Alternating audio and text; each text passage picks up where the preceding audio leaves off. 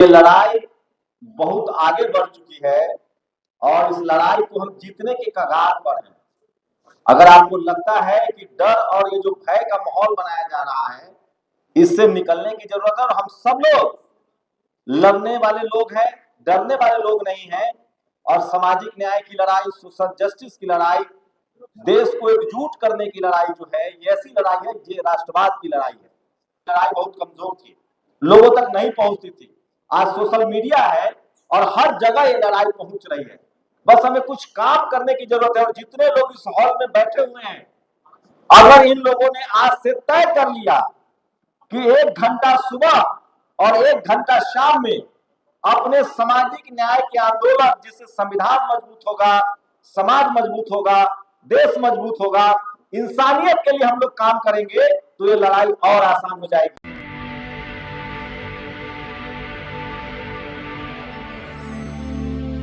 लोग हैं इस सभा में, मंच पर, इसकी बिल्कुल परवाह मत कीजिए। और इस तरह के जो कार्यक्रम हैं, जो लोग भी आयोजक हैं, उनके लिए एक बार ताली बजाइए, उनके हौसलों के लिए ताली बजाइए।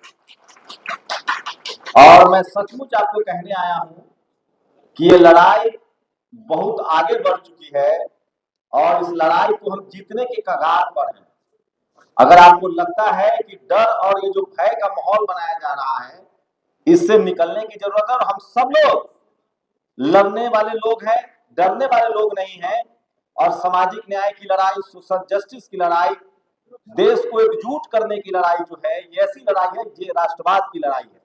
हम लोग असली राष्ट्रवादी हैं, असली देशभक्त हैं और सबसे बढ़िया ह्यूमन बीइंग है, एक बेहतर इंसान है। इसलिए अपने आप के लिए भी ताली बजाइए।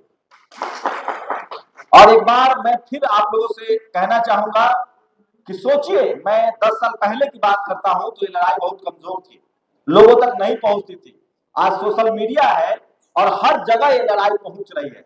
बस हमें कुछ काम करने की जरूरत है। और जितने लोग इस हॉल में बैठे हुए हैं, अगर इन लोगों ने आज से तय कर लिया कि 1 घंटा सुबह और 1 घंटा शाम में अपने सामाजिक न्याय के आंदोलन, जिससे संविधान मजबूत होगा, समाज मजबूत होगा, देश मजबूत होगा, इंसानियत के लिए हम लोग काम करेंगे, तो ये लड़ाई और आसान हो जाएगी। तो बस एक छोटी छोटी बातें हैं जो हमें समझना चाहिए। सबसे पहले, मेरा नाम शंभू कुमार सिंह है। मैं एक सोशल मीडिया का पत्रकार हूं, टेलीविजन में भी पत्रकारिता की है। और उन लोगों का मैं बहुत शुक्रगुजार हूं जो अपनी मेहनत की कमाई से खर्चा करके, चंदा देकर इस तरह के कार्यक्रम कराते हैं, जो एक नई लकीर साबित होगी इस देश में। आप सोचिए, कल्पना कीजिए, आज शिवाजी महाराज के दौर को याद कीजिए, साहू जी महाराज के दौर को याद कीजिए, बाबा साहब अम्बेडकर और फूले के दौर को याद कीजिए। वो लोग किन परिस्थितियों में लड़े होंगे, और इसीलिए हम आज इस हॉल में बैठे हुए हैं। आज का मनुवाद और जातिवाद बहुत कमजोर हो चुका है, खोखला हो चुका है। बस जरूरत है हमारे दिमाग में जो जाले पड़े हैं, हमारे मन में जो डर बैठाया गया है, उससे निकलने की। अभी मैं आ रहा था आपके यहाँ, तो हमारे गार्जियन है, उन्होंने कहा कि डर के आगे जीत है। जिस दिन आप तय कर लेंगे कि जातिवाद, मनुवाद के खिलाफ लड़ना है, इस देश को बेहतर बनाने के लिए लड़ना है, उस दिन आपकी जीत तय हो जाती है। क्योंकि मन के हारे हार है, मन के जीते जीत।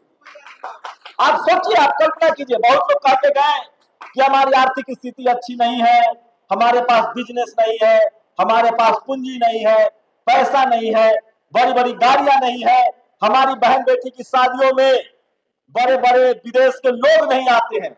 मान लिया, तो क्या इस देश का 90% लोग इसलिए चुप बैठ जाए कि उसके पास पैसा नहीं है? तो पैसा आएगा कैसे?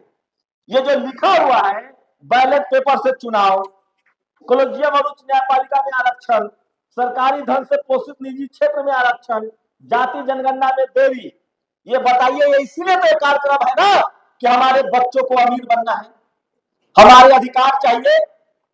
आप सोचिए, आप कभी सोचिएगा कि अगर दिमागी रूप से कमजोर होने से गरीब नहीं होता इंसान, तो सबसे ज्यादा मेहनत रिक्शा चलाने वाला आदमी करता है, उससे भी ज्यादा मेहनत बिल्डिंग बनाने वाला आदमी करता है, सड़क बनाने वाला आदमी करता है, जो हल जोतता है वो मेहनत करता है। क्या वो अमीर है? क्यों? क्योंकि उसको दिमागी रूप से कमजोर रखा गया है, वो अपना भविष्य नहीं देख पा रहा है, अपना फ्यूचर नहीं देख पा रहा है। इस देश के 90% आबादी को, बहुजन समाज को उस काम में जाना पड़ेगा जिस काम में मान सम्मान है, पैसा है और प्रतिष्ठा है। बहुजन समाज के लोगों को उस काम में डाल दिया गया है जिस काम में न मान सम्मान है, न प्रतिष्ठा है, न पैसा है। जातियां क्यों बनाई गई थी? उन्होंने हमें कहा कि तुम लोहा पीटो, तुम लकड़ी का काम करो, तुम चमड़े का काम करो, तुम सफाई का काम करो, तुम खेती करो, तुम मवेशी पालो।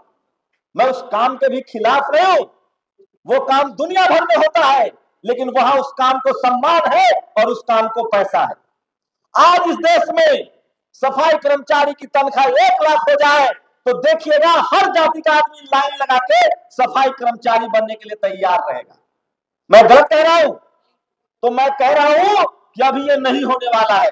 इसलिए बहुजन समाज के लोग जो यहां बैठे हुए हैं, आप सबको जिम्मेदारी लेनी होगी और अपने आने वाली नस्लों को कहना पड़ेगा कि उन कामों को करो जिसमें पैसा है और प्रतिष्ठा है। और मैं उसका जीता जागता उदाहरण हूं। एक गरीब परिवार में जन्मा, मैं कहीं रिक्शा ठेला चला रहा होता, लेकिन मैंने कॉलेज यूनिवर्सिटी का रास्ता चुना, पत्रकारिता का रास्ता चुना और पूरा बहुजन समाज भारत से लेकर अमेरिका, लंदन तक मुझे जानता है और पूरे बहुजन आंदोलन को जानता है। इसलिए दिमागी खेल है। प्रोफेसर रतनलाल साहब आ गए हैं, ताली बजाइए एक बार। सोचिए इस देश में कितने प्रोफेसर हैं जो कॉलेज में पढ़ाते होंगे, पढ़ाते हैं और आगे पढ़ाएंगे भी, लेकिन देश प्रोफेसर रतनलाल को क्यों जानता है? क्योंकि उन्होंने डंके की चोट पर इस देश को बनाने के लिए समाज की लड़ाई लड़ रहे हैं। तो आपको तय करना है कि आपको सिर्फ जिंदा रहना है या दुनिया में जिंदा नजर आना जरूरी है। आप सोचिए, हमारे लोगों को दिमागी रूप से कमजोर बना दिया जाता है, कह दिया जाता है कि अरे तुमको पुलिस पकड़ लेगी, अरे तुम्हारी नौकरी चली जाएगी, अरे तुम कैसे बोलोगे। ये तमाम लोग, सोचिए एक अभी आईएएस मध्य प्रदेश का सस्पेंड कर दिया। क्या हुआ सस्पेंड कर दिया तो? अरे पूरा देश तो जान गया कि बहुजन समाज का एक आईएएस है जो जातिवाद के खिलाफ बोलता है और अंतरजातीय विवाह के समर्थन में है। जान गया कि नहीं जान गया? मैं फिर कह रहा हूं, हमें रिस्क लेना पड़ेगा। दिमागी तौर से जो हम कमजोर है ना, उससे निकलना पड़ेगा। सबको 2 वक्त 3 वक्त का ही खाना खाना है। कोई हीरा मोती नहीं खाता है, कोई सोना और डायमंड नहीं खाता है। सबको रोटी और अन्न ही चाहिए। अगर प्रतिष्ठा की जिंदगी जीनी है, अगर मान सम्मान की जिंदगी जीनी है, तो लड़ना सीखिए। और लड़ना कोई लाठी डंडा से नहीं है। अब जो लड़ाई है वो कलम की लड़ाई है, मीडिया की लड़ाई है, सोशल मीडिया की लड़ाई है। जिस दिन इस देश का बहुजन समाज, इस देश में एक मैथमेटिक्स बता रहा हूं, इस देश में 150 करोड़ आबादी है। 40 करोड़ दलित, पिछड़ा, किसान, आदिवासी, अल्पसंख्यक जो है वो रेस से बाहर है। पूछिए कैसे? 40 करोड़ जो दलित पिछड़ा है वो नाले पर जिंदगी जी रहा है, वो झुग्गियों में जी रहा है, वो रोडों पर भीख मांग के काम कर रहा है, वो अनपढ़ है, लाचार है, वो हमारी लड़ाई नहीं लड़ सकता है। बचे 80 करोड़ दलित, पिछड़ा, किसान, आदिवासी, अल्पसंख्यक, उनके साथ दिक्कत यह है कि उनके पास एक छत तो है, उनके पास एक रोजी रोटी का साधन तो है, 5 किलो राशन भी मिल रहा है, लेकिन वो भी सिस्टम से बाहर है। इसीलिए सरकारी स्कूल और अस्पताल बंद हो रहे हैं कि न वो पढ़े न उनको उपचार मिले। तो 80 करोड़ लोग और 40 करोड़ लोग, 120 करोड़ बहुजन तो पहले ही खेल से बाहर है। अब बचे 15 करोड़ दलित, पिछड़ा, जो लोग यहाँ बैठे हुए हैं, ये जो व्हाइट कॉलर जॉब करते हैं, जो नौकरी में है, टीचर बने हैं, इक्का दुक्का जज बने हैं, डॉक्टर बने हैं, प्रोफेसर बने हैं, बाबा साहेब के बलिदानों से, तमाम बहुजन महापुरुषों के संघर्षों से इन 15 करोड़ लोगों के पर भी पीठ पर अब चाबुक चलने वाला है और चल रहा है। और ये 15 करोड़ लोगों की जिम्मेदारी है कि जब तक हम लोग लिखना, पढ़ना और बोलना नहीं शुरू करेंगे, मैं दावे के साथ कहता हूं, जिस तरह की समाज में चुप्पी है और डर है, ये 15 करोड़ दलित, पिछड़ा, किसान, आदिवासी, अल्पसंख्यक भी अगर इसी तरह से डर के बैठा रहा तो उसका बेटा भी लाचार, बेबस और गुंगा, बहरा हो जाएगा। इसलिए ये जो हमारी आपकी लड़ाई है, हम आप जो इस सिस्टम के हिस्सा बने हैं, उन लोगों को खड़ा होना पड़ेगा और इस लड़ाई को लड़ने के लिए और कुछ नहीं करना है।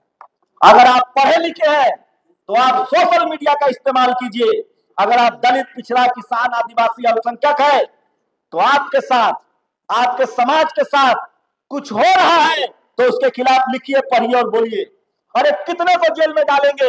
एक शंभू रहेगा तो जेल में डालेंगे, जब हजारों शंभू लिखेंगे पढ़ेंगे तो किसी को जेल में नहीं डाल पाएंगे। अभी देखिए हमारे लोग कितना मानसिक रूप से डरे हुए हैं।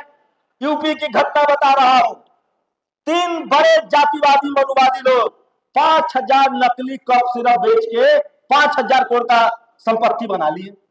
5,000 करोड़ की संपत्ति बना लिया। 4-5 गुंडा नकली सिरप बेच के, ड्रग्स बेच के, बच्चे मर गए गरीबों के और उसको कुछ नहीं हो रहा है।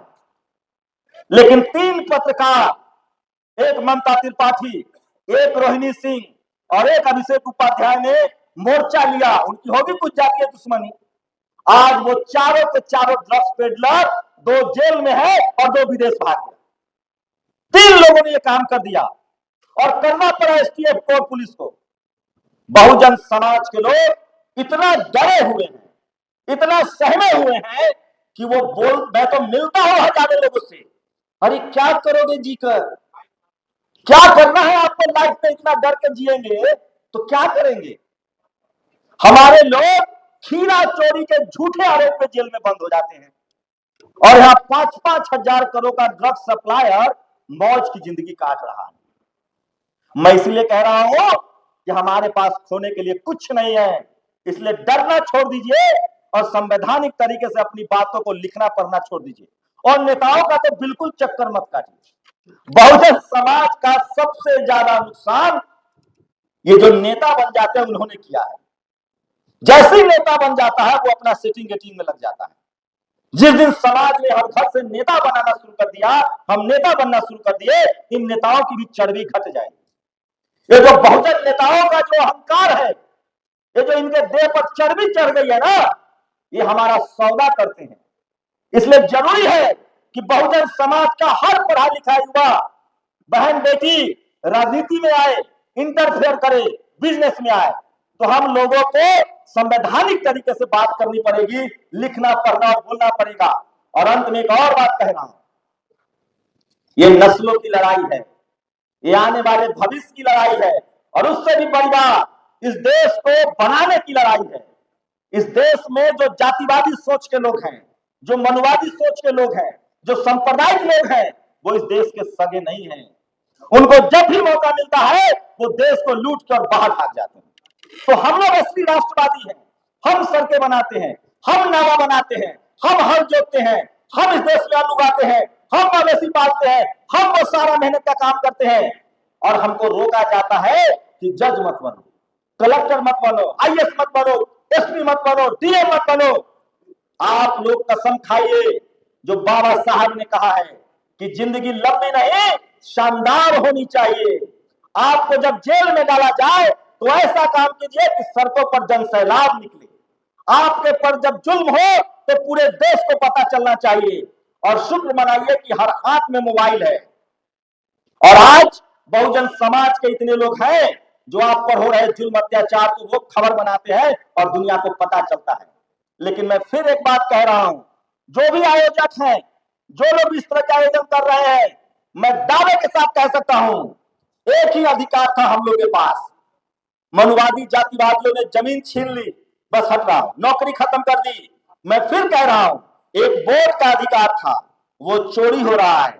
जिस दिन ये वोट का अधिकार चला गया, इस देश के जातिवादी मनुवादी फिर नहीं दिखेंगे, फिर नहीं सोचेंगे कि दलित जज है तो इनको छोड़ दीजिए। जूता चला ना, ये दलित, पिछड़ा, आदिवासी, किसान और अल्पसंख्यक है, कलेक्टर है, डीएम है, एसपी है, तो बच जाएंगे। जिस दिन वोट का अधिकार गया, 5 किलो राशन भी जाएगा और एसपी डीएम के जो कुर्सी पर बैठे बहुजन समाज के लोग हैं उनकी भी दुर्गति होगी। इससे पहले जाग जाइए और वोट के अधिकार को बचाइए और लिखना, पढ़ना और बोलना शुरू कीजिए जातिवाद मनुवाद के खिलाफ। ये दिमागी लड़ाई है, ये डर के आगे जीत की लड़ाई है। जिस दिन बहुजनों ने बोलना शुरू कर दिया ये जातिवादी मनुवादी अपनी हद में रहेंगे, संविधान मजबूत होगा, इंसानियत मजबूत होगी और ये मुल्क भी मजबूत होगा। तो इस लड़ाई को कलम से जीतनी होगी, लिखना पढ़ना और बोलना पड़ेगा, तब हम इस लड़ाई को जीत सकते हैं। लेकिन हमारे लोग के तो मुंह में ऐसा लगता है इसे ब्याह होने वाला है, वो बोलेंगे नहीं, सही बात बोलेंगे नहीं। अरे जो बोलेगा वही जिंदा रहेगा, जो जंगल से वही पेड़ काटा जाता है जो सीधा है। जिस दिन बहुजन समाज ने बोलना लिखना पढ़ना शुरू कर दिया, जातिवाद मनुवाद का अंत हो जाएगा और ये देश फिर से सम्राट अशोक का सोने की चिड़िया हो जाएगी, ये मैं दावे के साथ कह सकता हूं। और आखिरी बात, लड़ाई और आसान है, हमारे महापुरुषों ने बड़ी बड़ी कुर्बानियां दी है। आज मौका है, बहुजन समाज की लड़ाई को लड़िए और आपका भविष्य फ्यूचर है, आपका भविष्य जो है वो उज्जवल है, आपका फ्यूचर उज्जवल है। बनिए नेता अभिनेता पत्रकार कलेक्टर एसपीडीएम, लेकिन जरूरी है कि आपको लड़ना पड़ेगा। नहीं लड़िएगा नहीं बोलिएगा तो बिना रोए तो मां भी दूध नहीं पिलाती है। सब लोगों को शुक्रिया। जय बिरसा, जय फूले, जय अंबेडकर, जय भीम, जय भारत, जय संविधान।